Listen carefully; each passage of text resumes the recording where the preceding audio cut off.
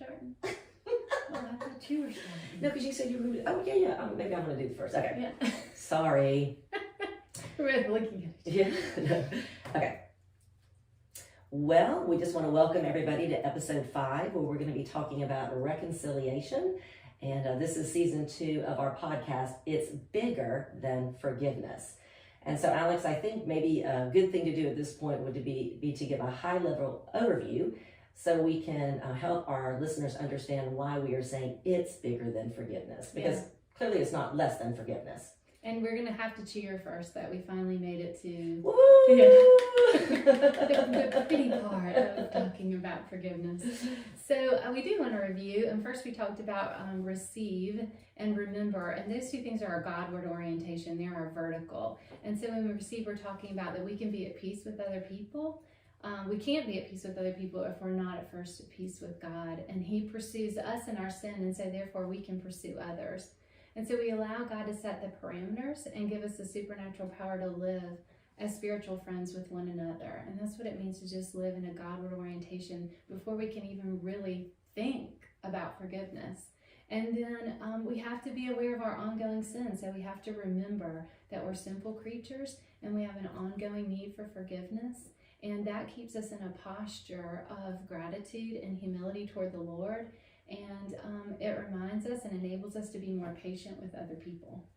Yeah, and then in our third podcast, we talked about release, because sin actually creates a debt and it causes a lot of pain. And so one of the things that we want to do in releasing, and again, this is more of a Godward orientation, that we're going to the Lord and we're acknowledging the reality of the pain that's been inflicted upon us. And that's just really important. We would call that lament. But also, we are so blessed to have a person who cares so deeply about us that we can release this pain to, and who we can call upon to actually come and be a part of the solution, or to hold our hearts and keep us free from bitterness. And bitterness is a real temptation, and we talked about that a good bit when we're walking through messy relationships and trying to bring about a measure of reconciliation and restoration. And then we moved on to what we're calling wrestling. Our sound engineer helped us come up with a good R word. Wrestling. Wrestling. That's right. Sorry. As we would say in the South, wrestling. And that's with an R, y'all. But that's where we are going to overlook or confront. And the reason we're calling that wrestling is because it takes a lot of wisdom. We're kind of going through and in our own hearts and parsing out what is our responsibility, what has been hurtful but not sinful, where do we really need to confront if we're going to confront. And in the overlooking, we're basically just saying we're going to cover this matter in love. We're going to choose not to dwell on it. We're going to choose not to address it. And then in confronting, we want to go and we want to talk to the person. And we talked about how confrontation doesn't have to be ugly. It doesn't have to be this huge, event where, we're making war with somebody. We're actually coming to make peace with somebody. Mm-hmm. And we talked about some creative ways to do that, because, sin separates us from God and from other people. And our greatest goal when we go to confront someone is not even so much that we are reconciled with them, but that they are reconciled with God. Mm-hmm. And so that really is our motivation, springing from a heart of love and a heart of desire to see this person really be right with the Lord and at peace with God, and then at peace with their neighbor. So today we're going to talk about reconciliation, and we're going to think about, we're trying again to make this really practical. Mm-hmm. And the way that we're doing that is asking ourselves and other people to think about someone who has sinned against you, because we can talk about these things in the abstract, doesn't have quite the impact. And so we're going to think about it real practically, and we're going to recognize that forgiveness cancels the debt, and we've released someone from revenge against them, but that doesn't automatically bring about reconciliation and restoration. Yeah, I think a good way to think about reconciliation, and this is where we're getting very horizontal, like we are moving toward a person. But in reconciliation, this is where we're like clearing away the rubble and beginning to repair the ruins of the relationship and of the hearts that are involved. And it's also the end of estrangement. Sin always separates, and it creates alienation. And reconciliation is God's process of repair. where we've been separated people, where there could be unity, where there can be wholeness again. I like that idea of clearing away the rubble, repairing the ruins, because again, we're back to the element of time. This doesn't happen quickly. If you got a mess and a lot of brokenness, even when you've released someone, even when you're committed to walking in reconciliation with someone, it's going to take some time to clear away the rubble of what was broken and to really fully be able to feel re-engaged with someone. Yeah. And one of the things we talked about earlier on was just how often we want to avoid conflict. Mm-hmm. And I love that, Paul tells the Corinthians that they've been reconciled to Jesus and been given the ministry of reconciliation. So this kind of clearing away the rubble and repairing the ruins, it's not a bad thing. Mm-hmm. We need to look at it differently. We tend to avoid it. We tend to think, this is going to be horrible. I don't want to do it. We have fear, we have anxiety, we have shame. But I think we talked about invitation, that confrontation is an invitation to help the person see where they're off the mark with the Lord. They're not loving God, loving their neighbor the way God says, and to be restored to God and their neighbor. And so I think if we can just really remember that we have this ministry of reconciliation. It is a ministry calling.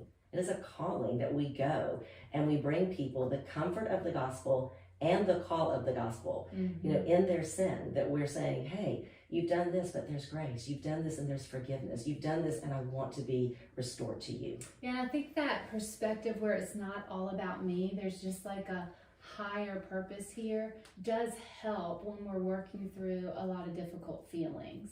It's not, it causes me to lift my gaze. Yeah. And not that I'm not acknowledging the hurt, because of course we talked about we have to do that, but we recognize there's a higher purpose here than just me feeling better. And we really are talking about that reconciliation is bringing someone or helping someone move back into relationship with God and with me. And so I can a little bit choose to wait for the feelings to follow, even if they're not there. Yeah, I think that's a great point. I think naturally, when we've been offended, we go inward, and it becomes all about me. Right. But I think this challenges us to really look upward and then outward, doing our little upward-outward dance, and making it truly about loving God and loving our neighbor. But in doing that, to your point, we're in no way saying that we're not acknowledging the hurt and that we're not going to bring that hurt to the Lord or to the person who has sinned against us.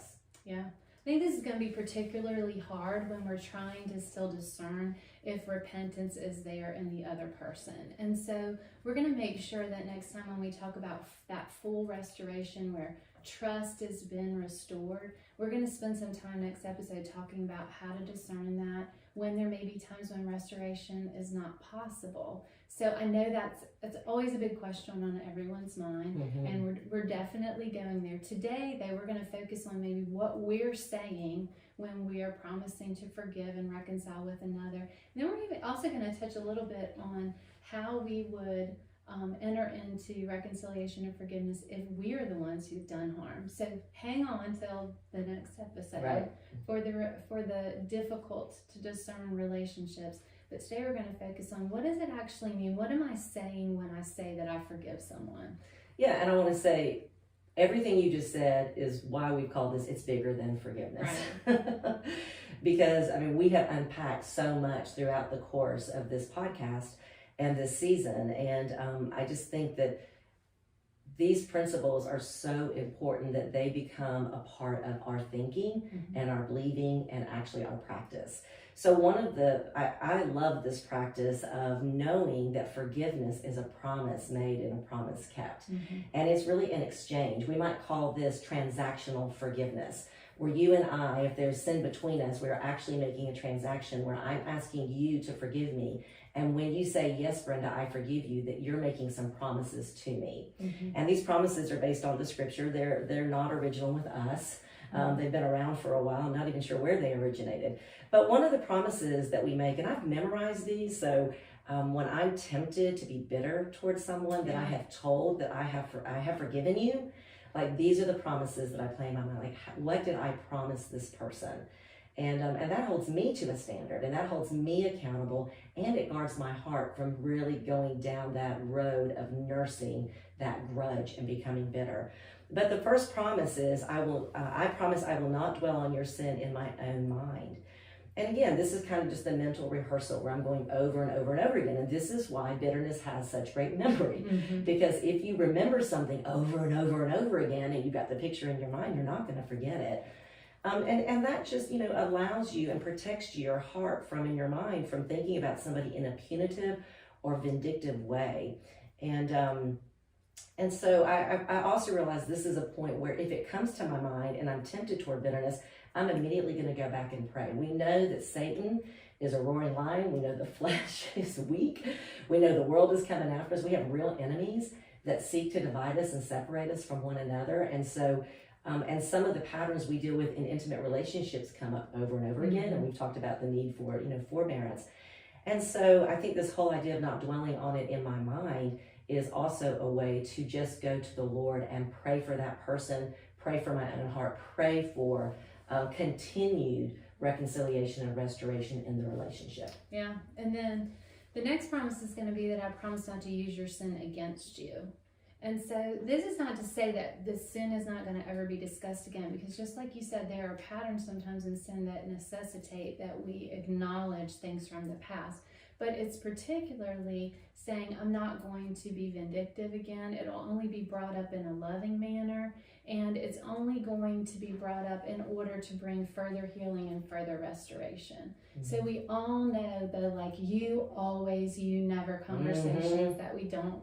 So damaging. That we're probably prone to do. And yet when we're on the other side of that, we know how damaging it is. I don't always do that.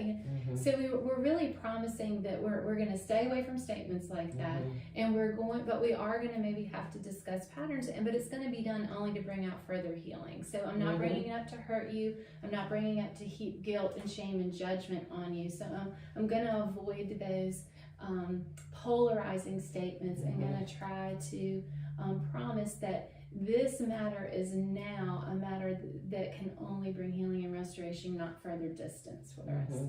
And I think about, sometimes people are confused because Paul said that love does not keep a record of wrongs. And so sometimes I've even heard that verse used against somebody who still wanted to have ongoing conversation for reconciliation or restoration and has been shut down. Right. And so what we're saying is we're just not going to bring it up in ways of a dirty laundry list. And we know when, some people have really great memory and they can remember that time and the time before and the time before and the time before, and they're very historical. And typically being historical makes us hysterical. So we should try to stay away from that. And then the third promise is I promise not to gossip about you or potentially slander you. There is a place to talk to trustworthy people who can help us move forward in toward restoration. But it is a great temptation, and this is true of my life to this very day. There are some things in my life I think, I've been a Christian so long, I thought I was over that. I thought I was past that. But it's a real great temptation when we are in conflict with someone, and even after reconciliation has happened, to go. I had a friend tell me one time that gossip makes us feel alive. And it really is true. There is something about it, and the Bible tells us gossip is like a choice morsel, so there is a delicacy in that, so a real temptation toward that. And we just want to make sure that we are really, seeking the best of other people in this process, whether we're in the middle of it or out of it. We want to get help, but we want to talk to trustworthy people who are part of the process, not just people. Typically, you will also just look for people who will agree with you. Right. So a lot of times when we run to people, are we going to that person who's really going to say, Brenda, you are wrong. You are just as wrong, or this is your wrong in it. Or am I just looking for somebody to go, yeah, he was bad, she was bad, jump on that bandwagon. And sometimes for me, that's almost meant seeking out wise people who I might perceive might disagree with me. And and that's a hard thing to do, because people you trust tend to be close to you. But it's making sure that you're talking to someone who is not afraid to say the hard thing to you in the midst of whatever you're sharing. Because really what we're doing in all three of these promises, we're actually seeking to seek the good of the other person. And so we have to be very careful even of who we bring in, we all know that person who is our loyal friend who's never going to be able to see. And that's usually our phone a friend. Yes. Right? It's like, I need to phone a friend. I'm going to find out. I'm going to call that person who I know is going to take up my offense. Yes. You know. And I think, it's also instructive to, if we're on the other side of somebody calling us, like, let's be trustworthy, point people back to Jesus. If somebody's calling us to gossip or slander, or somebody's calling us, they really need help, let's be trustworthy, not pass that on to other people, and be honest to the person who's calling us. So that's good. All right, well, Alice, we've been talking about confronting someone who sinned against us, but now I think we should shift our focus a little bit to how should we respond when we've been sinned against, or when we sinned against someone else and then we are confronted. Yeah, this So is kind the of flipping painful it. part. I know. It's like, what's worse, having to confront somebody or be confronted? They both can just seem horrible if we don't see this as ministry of reconciliation, if we don't see this as gospel work and grace. Like, this is grace work. This is God pouring out his grace. If you can acknowledge your sin to confess it, and you have a friend, a faithful friend willing to confront you, like, that is so much gospel grace that we need to rest in that. Mm-hmm.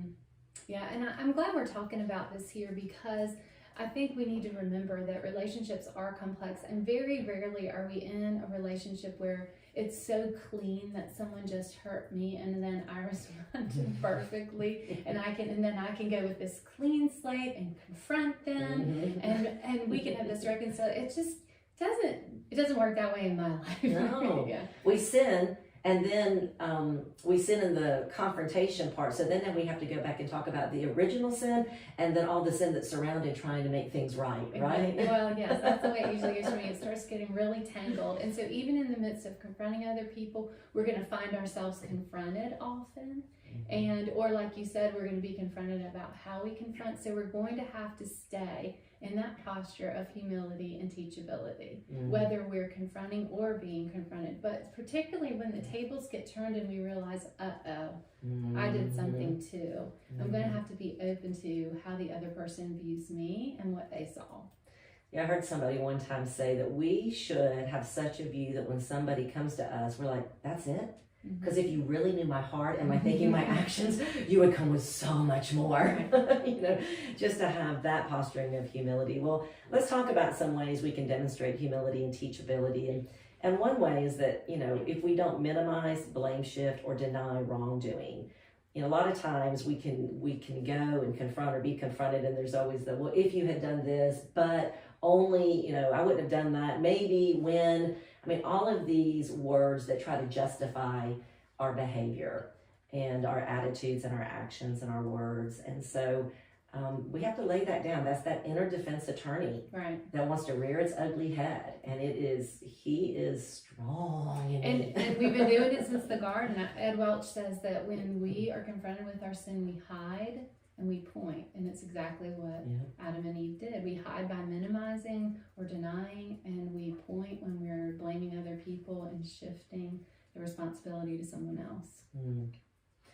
Yeah, it's been going on a long time. Yes.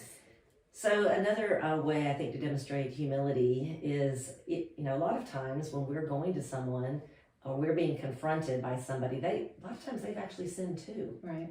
And it's really easy to become focused on their sin. And I think about a pie, if somebody sinned against me and their sin is 80%, but my sin is 20%, God wants me to take responsibility, 100% responsibility for my 20%. And that can be really hard because it feels like the scales are really uneven.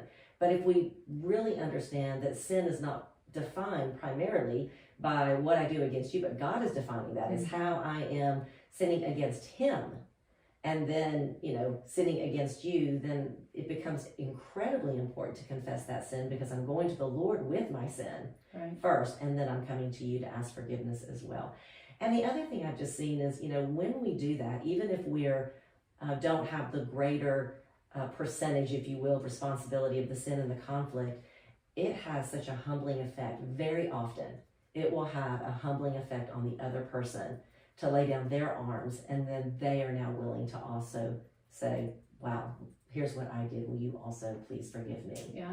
And I think when we're willing to take 100% responsibility, we're going to sincerely ask for forgiveness. And so this is one of those things that it's kind of a hot button issue with me Mhm. because I really grit my teeth when somebody gives me the "I'm sorry I upset you" apology. I get really. Why is that, Alex? I mean, that seems like such a nice thing to say. I'm sorry I upset you. Well, the way it feels to me is you've just turned it around and you've just made it my problem. Right. Like your actions or attitude, my problem, and it feels like it's just another way to blame. Yeah. But it's dressed up really pretty, and that's what makes it particularly difficult. Yeah. So let's don't use that verbiage. Yes. I'm going to give you some better verbiage. I think also being willing to talk honestly about the shame involved and the shame of the sin and then the fear of the confrontation. Right. I think both of those, if we can get those out on the table early, like I'm feeling a lot of shame, I'm really afraid to come talk to you, confess my sin to you, or if somebody comes to you, like I want to respond well in this, but I'm feeling a lot of shame right now and I'm really fearful of this confrontation. Like if we can just name that and put that out there, I think it just gives a greater understanding. And I know for me, if somebody comes to me and says, I'm feeling so much shame and I'm really fearful of this confrontation, it immediately makes me want to get on their side. Like I want to put my arm around them, not my boxing gloves on. I want to be like, oh my goodness, come, let's talk. Why do you feel shame? And you don't need to fear talking to me. Like there's going to be forgiveness here. Let's just talk it out. Yeah, I think this is a really big one for me, again, because I believe if I've done wrong to you and you have to come tell me about it, I really, in my heart, believe the relationship is over. If I'm wrong, you can't love me. And so it's been really important for me to name shame. It doesn't completely disarm shame, but it does really make a dent in it. And it enables me to be able to almost name what's going on and take a deep breath to be able to receive what the person's saying without defensiveness, because I'm recognizing what I'm battling in my own heart, and I can quiet that a little bit and really seek to listen. And so this one's been really important to me, and it's hard. It's hard to do. Well, I think that really takes us all the way back to receive. Right. Because the only way you can do that is to really, really be rooted and anchored in the fact that Jesus took your guilt and your shame. And you have all the love you will ever need. You have all the forgiveness, all the acceptance, because sometimes people will come and they will continue to punish you and they won't do this well and they won't do this right. And it might even end a friendship. Like, so it can be, some of that fear is like, yeah, between man and man, it may really go south. But then to be so rooted and anchored. And one more thing about it, because it has been a lot of time over the last several years studying shame. One other thing it does is in the moment that someone comes to tell me that I've done wrong, I immediately, this is going to sound maybe weird, but I leave myself and I stand to accuse myself. And being able to say how I'm feeling lets me be able to stay with myself, so to speak.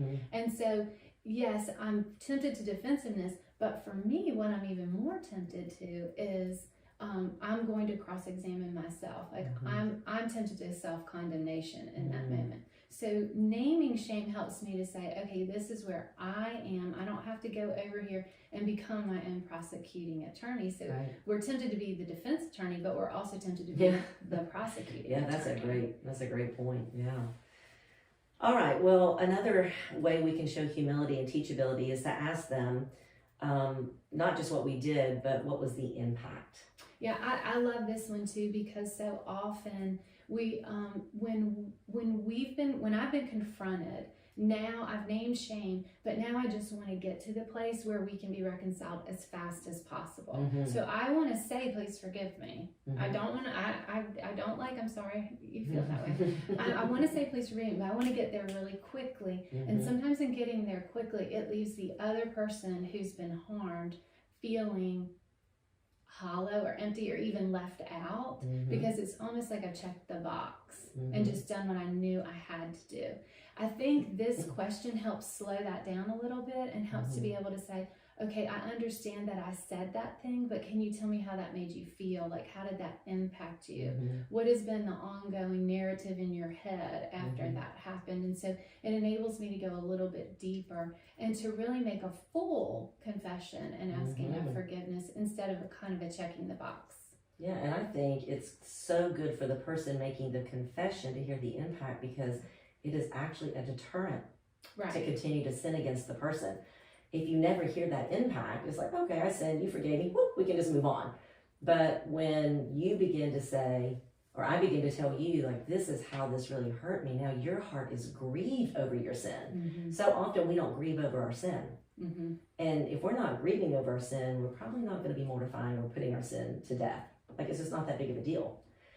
So I think that really helps that as well. You know, another reason I like that is because when you said this is a transaction, we can be tempted to think that that means it's not relational. And when we get to this part of talking about impact, we're really recognizing that it's not transactional in the sense that it's devoid of emotion, it's devoid of just personhood, right? Like there's something, you could have said that thing to someone else and it could have been sinful and it impacted them in a completely different way. But when I'm telling you how it impacted me, we're able to move together in reconciliation because we're actually moving towards another person. We're not just exchanging something. Yeah, no, I think that's a really good and helpful point. I think it can really be helpful as well to be prepared to tell the person how you are going to change or be different, what your plan is for the future, and let them know you're going to work on it. Like, that's real repentance. If, you know, you're confronted, or if you sin against someone and you don't have any plan to change, and particularly this is a habitual ongoing thing, that's just not true repentance. And that is going to really inhibit restoration, and what we're going to talk about in our next episode. And again, so this may not be one conversation, right? Because you know, if you're me again and you're shutting down, like I only maybe be able to get to the place of saying, please forgive me. How has this impacted you? And it might take me a lot of process through what really happened to be able to have a follow-up conversation to say, okay, what is helpful in the future? What can I do? And the next question is, you know, asking, is there any other way that I've wronged you? I might not be able to take that much information in one sitting. And I've made this mistake many times in my marriage because I, as the one confronting, come ready. I've got all my points. But, you know, Mason may not be ready to receive all of that. And it's not really for the good of the relationship to unload all that.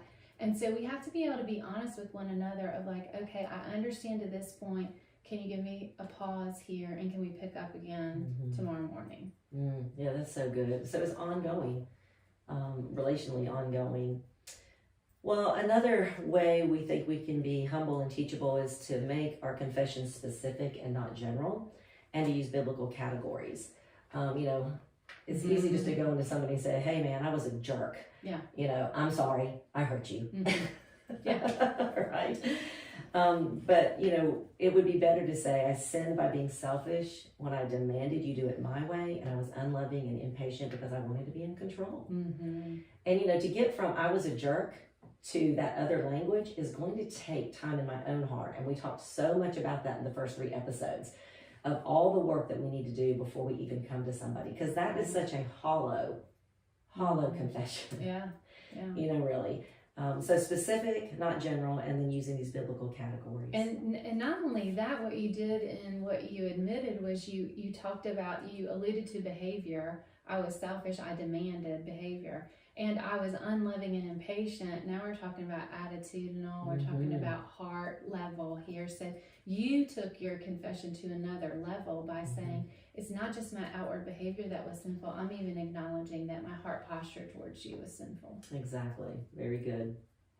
Okay, and so let's talk about the language of forgiveness, the language of what these promises say. Because we're not going to say, I'm sorry I upset you. We're not going to say, I'm sorry you feel that way. But we're going to specifically say, please forgive me. I know when my children were little, what do they want to say? They want, you know, apologize to your sister. I'm sorry, you know, and run out of the room.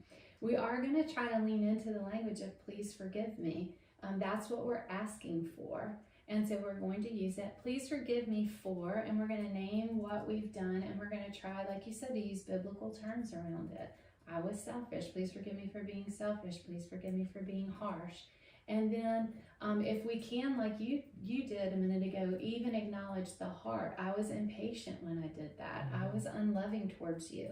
And then we're going to talk about, I realize it affected you by this, or I realize this is what happened when I did it. And that's our acknowledgement of the impact of our actions. And then we're going to say, I should have, and we're going to put some language to what we would like to do in the future. So we're going to give language to what our plan, so to speak, of repentance is. And what we're doing there is we're acknowledging that we understand that we want the relationship to move forward, and reconciliation means it's going to have to look different in the future. And I think we can see from these three elements, if we can make this good, hearty, rich apology if we've sought to really understand when someone's come to confront us these things. What did I do? How did that affect you? And what would you have wished that I had done? Those are really the three elements of the apology. What did I do? How did it affect you? And what do I want to do in the future? So I hope it feels a lot, again, less transactional and more relational and more like what reconciliation should be. Yeah, and I think something so beautiful happens when we do it this way, and I've seen it a lot in my close personal relationships, and that is I may go from being pretty upset with the person to wanting to defend them. Right. Right? All of a sudden, when you come to me with this humility and this teachability, rather than going, you're darn right you did all that and you did more, I'm more like, oh, it's okay. It wasn't that bad. I never just been irate 10 minutes ago. But it's amazing just how humility begets humility. And all of a sudden, when you come with such a humble, teachable posture, my heart melts. And then I want to be for you and not against you. And sometimes I even have to make myself acknowledge okay, yes, I see you sinned. I will forgive you, because at that point I almost just want to cover it and go, really, it's okay. We don't, we could just don't even go there. This makes me feel so sad for you. I feel so bad that you're so humbled and that you're so, broken over this. But that's just a beautiful place to be. And I will say, in counseling with couples, this is one of the hardest transitions for me to get people to see. They just want to go back to, I'm sorry, I apologize. And I just hope that through a teaching like this, we can see the richness of what the whole picture would look like, and how, like you said, it's not just about, I'm making a promise, you receive the promise, but it's a whole relational dynamic where I am demonstrating something about my relationship with the Lord and my desire for relationship with you.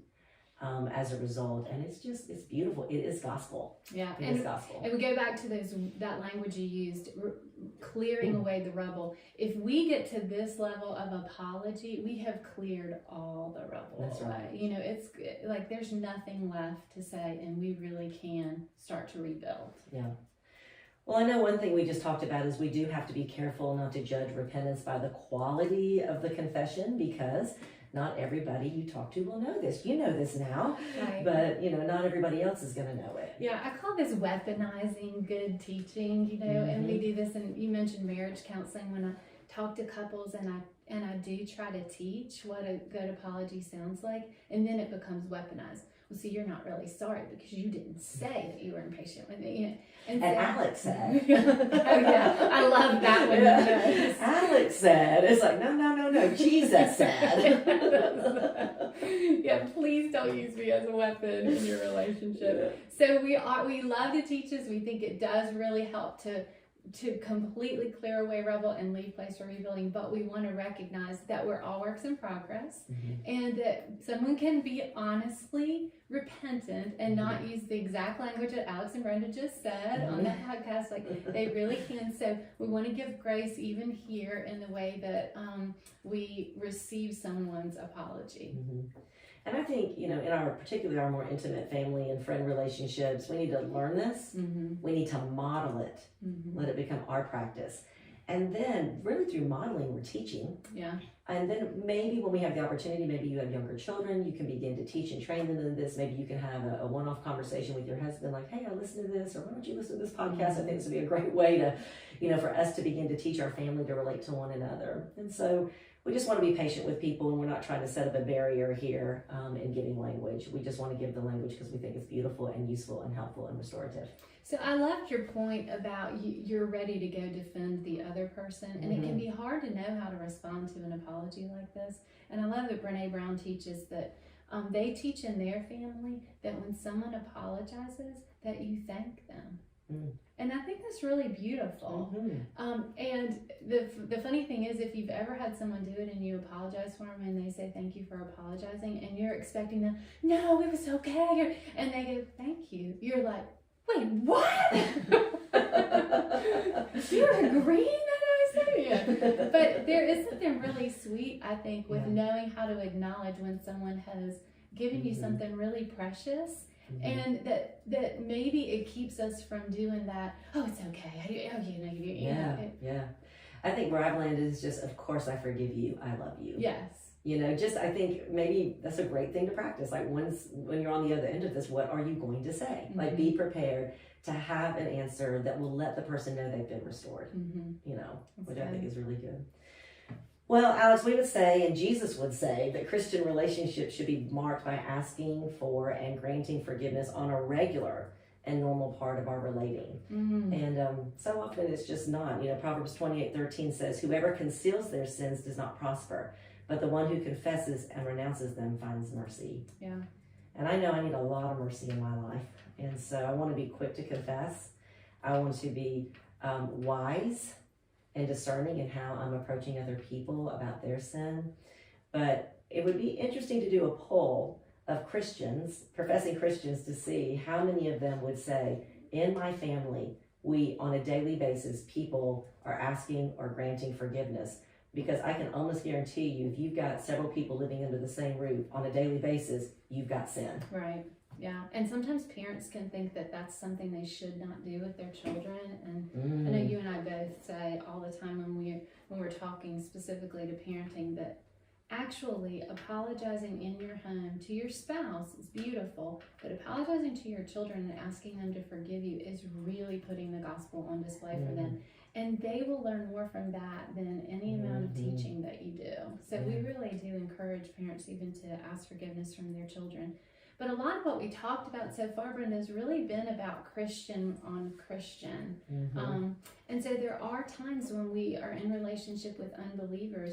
And I think what we want to encourage people is you still ask forgiveness. There's a little bit of a misapplication, I think, of living a life worthy of your calling and thinking that in front of unbelievers we have to act like we don't get it wrong. And so I think that we really need to recognize there are going to be many times that we have to ask forgiveness of an unbeliever. And again, we want to do that. We want to make sure that and recognize it's the most powerful way for us to put the gospel on display in front of them without sharing the gospel. But that might mean that we appeal to them on the basis of the impact of the way that we've hurt them or their conscience, or vice versa. That we may not be able to appeal to scripture to say, here's how you've wronged me, but you can say, here's how this has impacted me. And this may not be the person that you want to be, so I wanted to ask you to acknowledge it. Yeah, and I don't want there to be anything in between us in our relationship, and this is a wedge, this is separating us. So there's a lot of conversation and verbiage I think we can have with non-Christians that can be very loving and encouraging and yet truthful as well. And then, I just think whether really you're dealing with a Christian or a non-Christian, if a person won't acknowledge their sin, you're kind of at an impasse. So what do? You've been sinned against, you've gone to the person, they're not acknowledging it. And, our response is our responsibility. And so I think at this point we just have to recognize, I've done everything I can. I have fulfilled my responsibility to the Lord. I'm going to pray for the person. I'm going to entrust this person to God. I'm going to trust God with, whatever happens. And I'm just reminded of the verse in Romans 12:18 that says, as far as it depends on you, live at peace with all men. Right. And so there will just be times where we will be in relationships that we have done all we can to bring about peace and to bring about reconciliation, but it just won't be possible. Yeah. And then if we are in relationship with an unbeliever, with a believer who is not willing to acknowledge sin, it may be time to look at the principles of Matthew 18 and to bring another person along with you and to involve other wise counsel in that process. Yeah, and which we'll get into a lot more in our next episode, where we're going to be talking about restoration and moving toward wholeness and peace.